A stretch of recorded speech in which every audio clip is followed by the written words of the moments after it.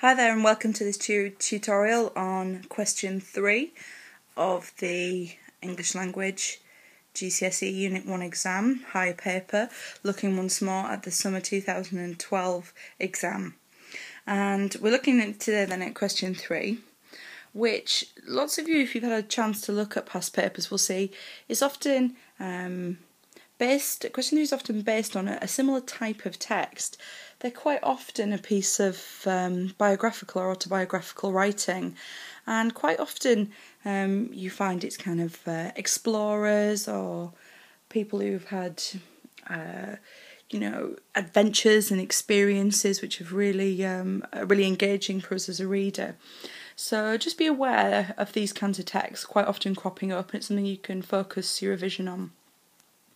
So in terms of wording of the question then, we see explain, and as soon as I see that, I know I'm going to have to pee.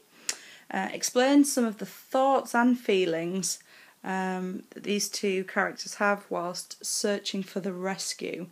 So we're looking for things that they think about, but also emotional responses. So the question is worded really to get you to focus on two explicit elements. So I'm wanting P, and within that I would be expecting to see students showing me their skills of interpretation and inference. And we see here, if we're looking at Band 4, again, perceptive and detailed, and if you've seen the tutorials on questions 1 and 2, you'll see that Band 4, that's what it keeps looking for: perceptive explanations and interpretations, and detail, going into depth. Yeah, that's what they're looking for.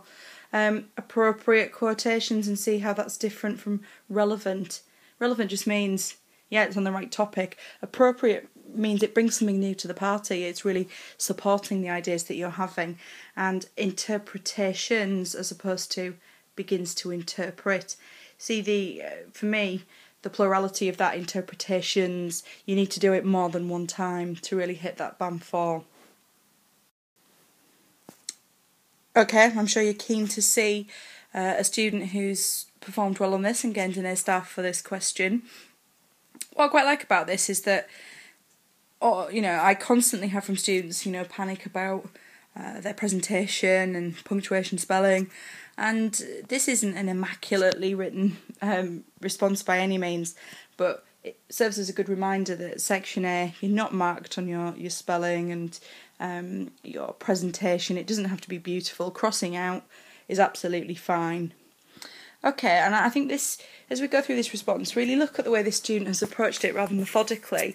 But that's no bad thing, because it's certainly enabled them to achieve the higher marks. Again, we go straight into the answer. One of the first feelings seen in this extract is that of curiosity. Well, the student has made a clear point there, and that's an interpretive one. This is evident as Parado is spurred on by his curiosity.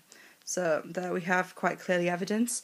This curiosity stems from his wish to see what is at the end of the valley, and by extension, his hope of rescue that may be there. This is how hope is also displayed in the passage. Well, for me, that's quite clear explanation. So, point, evidence, explain. Useful quote. Although the examiner feels here it's more relevant than it is appropriate at this stage. Another feeling clear in the passage is fear. Okay, point. This is seen in this sentence: panic entered the hearts of them. This can be seen clearly by the shortened sentence structure that has been used to emphasise their panic. Fear is also displayed in Canessa's warning, "You'll kill yourself." As this has been said, it not only shows Canessa's fear that they can't find help, but his fear for Parado. This therefore shows his emotional attachment. And I think that this is, we see here the examiner's noted perceptive interpretation. And there's a development here. It's also displayed. It not only shows. Excuse me, so this student really well explaining the idea of how fear is presented through relevant and appropriate quotation and through perceptive comment. relief and joy. So note here that we're at this point onto our third P. Yeah, because we're now looking at relief and joy. Can also be seen in the extract when Parada reaches the end of the valley and finds the Garden of Eden. Just bear with me. This shows his relief at finding something different to the snow. At this point, his hope is seen to be restored as he has tears of joy. A connection to faith is also made at this point due to the use of religious language and ideas. Some of these are Garden of Eden and Blessed Valley. This suggests that their faith has been created or restored by the finding of the valley. And this is a great phrase to use, this suggests. And it is perceptive. I agree with the examiner here. It does feel a perceptive interpretation.